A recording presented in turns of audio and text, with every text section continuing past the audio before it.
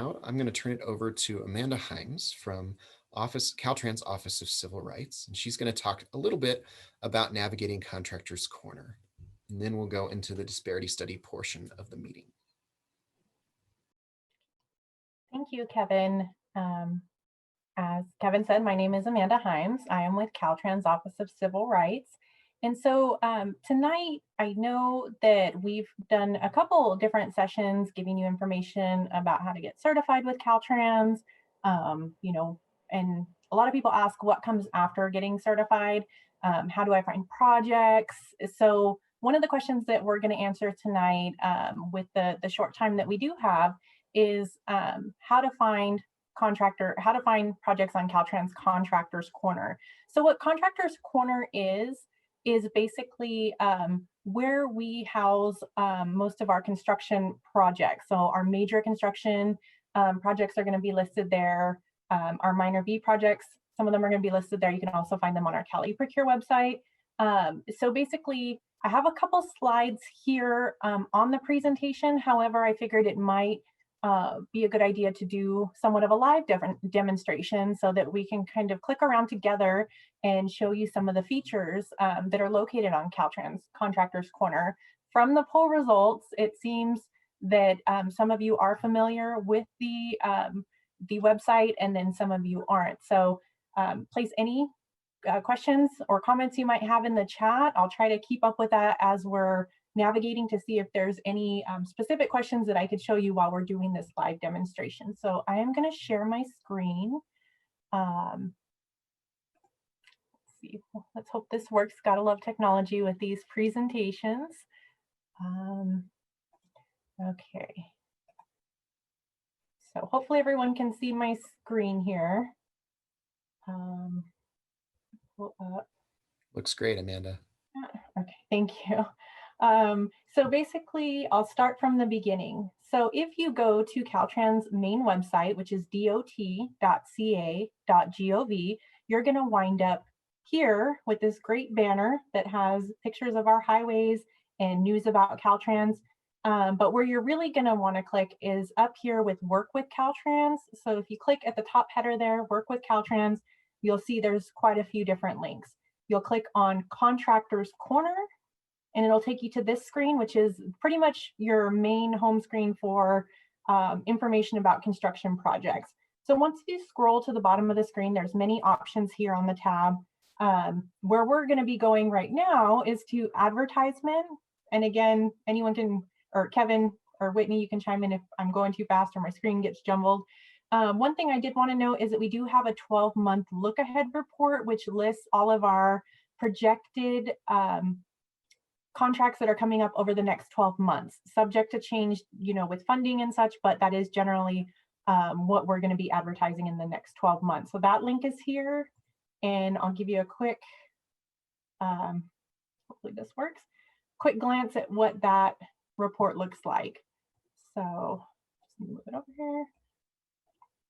So basically it's an Excel spreadsheet. It has the information. I won't go into too much detail since we're short on time, but you can find that at the link. It's a very useful and valuable tool to use when looking for Caltrans projects. So going back to Caltrans Contractors Corner, you're going to click on advertisement to find the projects, click on advertise projects, and it's going to give you an array of options. You could look at what's coming new this week, what came through last week as a new project, next week. But I generally, when looking here and what I advise people, most firms, is to just go to all advertised projects, especially if it's your first time on Contractors Corner, because you're going to be able to see many options that are available for bid right now are coming, or they would be open for bid, I should say. So I'm going to go to my screen here. Was kind of trying to be prepared for this, so I might have to click around to find where I was. Okay, so the project that I'm going to talk about and use as my example here is 06-0Q9204. So one thing to note is this first number here is going to be the district that the project is located in. We do have a map on our Caltrans main website that you can click on Caltrans Near Me, and it'll show you the map of each district. So District 6 is going to be the Central Valley. It's going to be Fresno, Madera, Kern, Kings, and Tulare counties. And so this project here is located in that area. It looks like it's on Route 99 in Kern County. And so there's a couple different links, quite a few different links on these project advertisements. So I'm going to go through a couple of them. One that seemed like most of the people in chat wanted to hear about was the list of bid items. So this is going to show all the items that are going to be listed in chronological order that have the potential to be bid on. So if you're a prime contractor, it basically guides you through what you're going to need to see in order to submit your bid. And also, if you're a subcontractor looking to get work through Caltrans as a sub to work with the primes, you could see what items you might want to bid on. And then we're going to go to another section that explains that a little bit further. But if there's something that you do, we do have a search for bid items. So I can go back to that before we end this. Say you do traffic control systems, which is located as bid item number 8 here. You can type in the search for traffic control systems, and it will search all open bids on the list that possibly have that bid item. And then, that's something you can look into as a potential item for you to do, or that your business does. So again, because we are short for time, can't go through everything. But if you do have questions about anything we're going over tonight, you're welcome to email myself or any of the district small business liaisons for more information. But basically, when you click on the list, the bid items from the main advertisement, it's going to take you here. So nothing here is clickable, but it gives you an idea of what the project is going to entail as far as the different items, different supplies you might need. So here it's on 43, it shows that they're going to need plants. So if you're a plant broker, plant nursery, it looks like they're going to need about 5,600 plants. So suppliers can also use this list. A lot of suppliers who might not think, I don't do construction, well, the items that you sell might be needed on a construction project. So this is one of the areas you can look for potential work, as well as using Cali Procure, which is our state procurement website for our different types of procurement contracts. So going back to, and I'm sorry, I had all these up to be prepared, but it looks like I kind of went overboard with the different tabs. So going back to the advertisement, we went through the list of bid items. Project plans, pretty self-explanatory. It's going to be basically your blueprints for your project. And I'm not as well versed in all the technical terms, but basically, the ins and outs, the engineering of the project, and more information there. So notice to bidders and special provisions, again, kind of self-explanatory. It's going to be more documentation about the project, forms for bid, what's needed, and then the bid book. So with Caltrans Contractors Corner, you do have to sign up for a Bid Express account, which is electronic bidding. And in order to view the bid books, you do have to have an account. And since I don't have a construction business, I haven't, I don't have the opportunity here to click on that and be able to show you the bid book. But that is another document that's going to explain a lot about the project and how to bid and have more information. So the next thing that I'm going to focus on for project advertisement is the bidder's inquiries. Some people have asked, what's a bidder inquiry? And it's pretty much how it sounds. It's, if you have a question, that's where you're going to submit it. So clicking on bidder's inquiries, it looks like there's 15 questions on this project currently. And so this is what the website looks like. And basically, it's going to show the question here that was asked, when it was submitted, and then the responses. Sometimes there'll be multiple responses, that they need to look into, have more time to review or look to get more information. And then also, I believe, maybe not on this one, but actually, I'm not too sure, but I believe you can kind of go back to the question and have more information if needed. So as you can see, there's quite a few here. So one of the questions, just to give an example, is please clarify the foliage protector and root protector, which are shown under plant legend on sheet PL1. So I'm going to assume this is part of the documentation that explains the project. And again, here it says every item listed on the plant legend for a specific plant is paid for under the plant pay item. That's a mouthful. So there's going to be the answer to the question by a Caltrans staff member as a response. So it's not just general public answering these questions, it's Caltrans staff. So that would be where you would go once the project has been posted on Caltrans Contractors Corner. That's how you would get your questions answered, because as district small business liaisons and specialists here at the Office of Civil Rights, we can help assist you with multiple things, but unfortunately, when it comes to contract questions, specific questions, how to bid, stuff like that, we will have to defer you to the bidder inquiry webpage, so that everyone sees the same answer.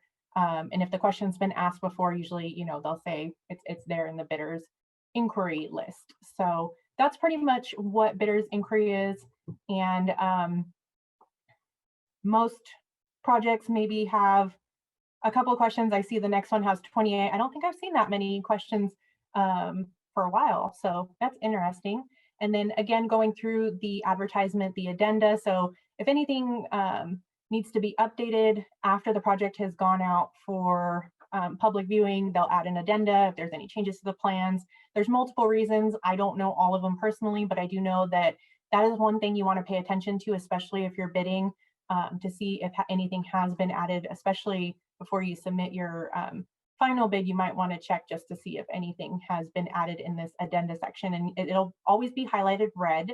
As you can see, the other projects don't have that red font, so it kind of does stand out.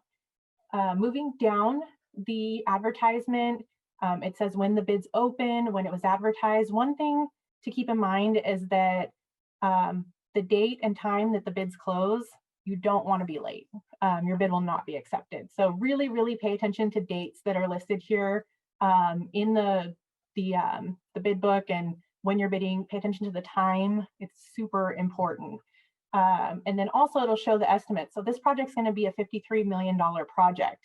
And skipping down a couple of rows here, it shows that it has a 17% DBE requirement. From the poll, I saw that half of the room is probably already certified, and the other half either aren't, or maybe don't know about the DBE certification. However, it is a great certification to get. So if you want more information about it, please email a DSBL or our office and we can get you more information. So what this means is that 17% of the work on this project that's estimated at $53 million is going to go to those disadvantaged business enterprise firms, and as that's the goal on this contract. So there's quite a bit of options if you are certified, and those are going to be listed here on the advertisement, usually towards the bottom. If you're a disabled veteran business enterprise, you can see that the DVBE participation will also be listed in the same section there. So moving down to the second to last row here, it says subs and suppliers. So if you want to subcontract on a project, this is going to be the area that you really want to focus on. So opt-in is, let's open it here. Okay, well, usually it's been a while since I've been on this site, but usually it takes me to another page. So basically I can explain what opt-in is, and I do have some slides that I can show after we end the sharing.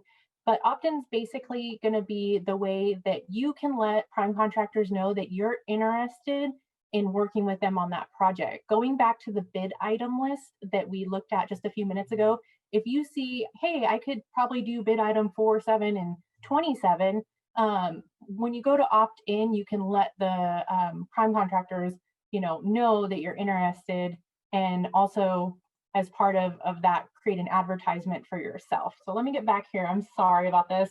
Let me try another one, because Amanda, we could show the opt-in slide if that works. Okay, yeah, we'll skip that one for now and we'll go back to it, but sorry about that. I don't remember it being that way. So moving forward, and we'll go over that on the slide. Maybe if I go to opt-in records, there we go. So this shows some of it. So once you opt in, again, you have to have an account for Contractors Corner. you can basically put your information here. So we'll look at Cook Concrete Products. So they have their address, their phone number, their fax number, what their certification or DBE status is, and then their services offered. So again, here is where you can say, hey, I'm interested in, the plant, selling plants as a supplier. We're a plant nursery, and, bid items 6, 7, and 8 we can do. So you can see some people are more descriptive in what they list as their services offered. Some of them are short. So you can really, looking over the ad, whatever you want to put there, if you copy and paste something on, multiple ads, we hope that you don't advertise for every ad, because you want to make sure you can do the work that you're listing.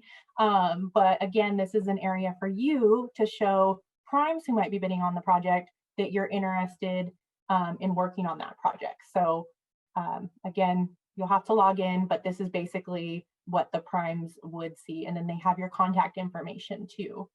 So moving back here to our, oh my gosh, to our advertisement. On the other end of that is primes. So if a prime is interested in bidding on the project, they can click here, just like opt-in was for subs, to advertise that they'd like help. So a lot of the time what they'll do is they'll say, we're looking for people to do bid item 14, 15, and 16, that they are pretty much going to use, sometimes they'll put that they're going to use DBEs on certain bid items for certain work.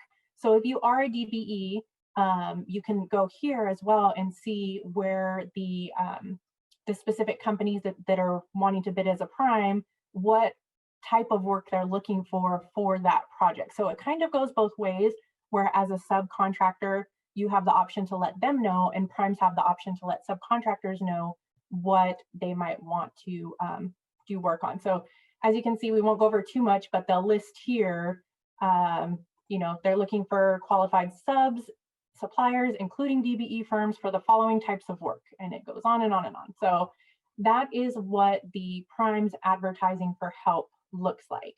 And going back to our advertisement, you can see bidding plan holders and non-bidding plan holders. So again, when we clicked on the opt-in screen, you could see that it was called a plan holder.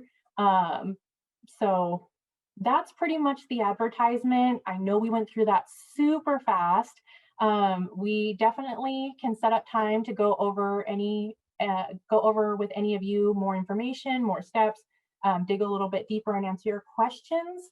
So if you do need more assistance or you'd like to know more, you can email my office. Our email is smallbusinessadvocate@dot.ca.gov, which I will put in the comment box as soon as I'm done sharing my screen.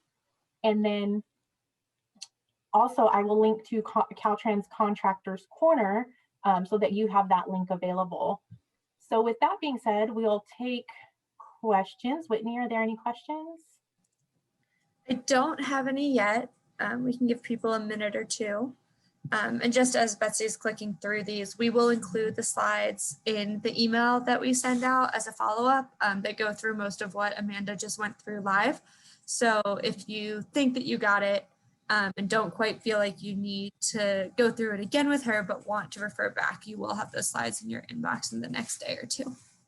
And just for those of you that are joining for the disparity study portion of the meeting, this is Kevin Williams. I'll be leading that portion. We will be starting that in just a couple minutes. We're going to see if we have any questions from the training and then go into the disparity study meeting.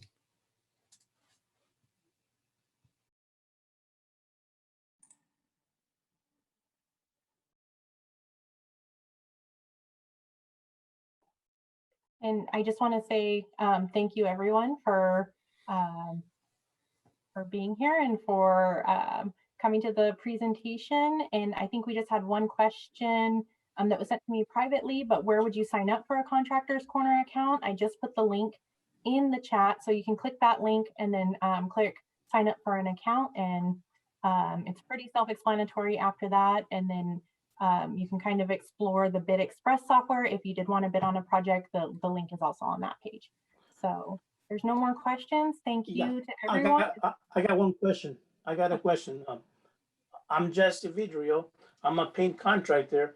If I wanted to see what, projects you have there listed that have painting, the only way to do that would be just to open up the actual, project and to see the description on it, and it'll probably, that's what it'll tell me right there, right? If he has painting or not, it'll probably say what painting or list the next codes. Is that the only way to see which projects have painting? No, there's actually a whole search feature that, again, I'll put it in the chat, and I know I stopped sharing my screen. I didn't get to go over it, but there is a specific web page where you can type in a keyword or a NAICS code to look up. It'll look through all the projects on Contractors Corner and bring up the results that have the word painting in them. So you can try different types of keywords, or if you know the NAICS code, you can put that in there as well. So I'll link that in the chat right now. Thank you. And also, if I want to limit the search to say only District 7, because I live here in LA, and I think that's my district. And so is there also a way to limit the search to only this district? Yes, so yeah, you are correct. District 7 is the Los Angeles County. So with that, when the search results come up, like I said in the beginning, those first two numbers in the project, 06 or 07, that's going to be the district number. So if you just scroll down to whichever project show for District 7, it'll be listed in alphanumeric order. Then, you can ignore the rest and just look through the District 7 ones. Actually, thank you. And then it looks like we have one more question. How can we define the item codes? Again, I can link you to a document that'll have the description and the item codes. I'll put that in the chat. And again, these type of questions, you're welcome to email my office or any of the district small business liaisons, and we can provide you with the resources or the answers to certain questions. And again, I'll put my mine and my staff email in the chat so that you can send us any more questions, because I know we're going a little bit over, and the disparity study is coming up next. So thank you, everyone. And thank you to Kevin. I'll pass it on to you now. All right. Thank you so much, Amanda. We have been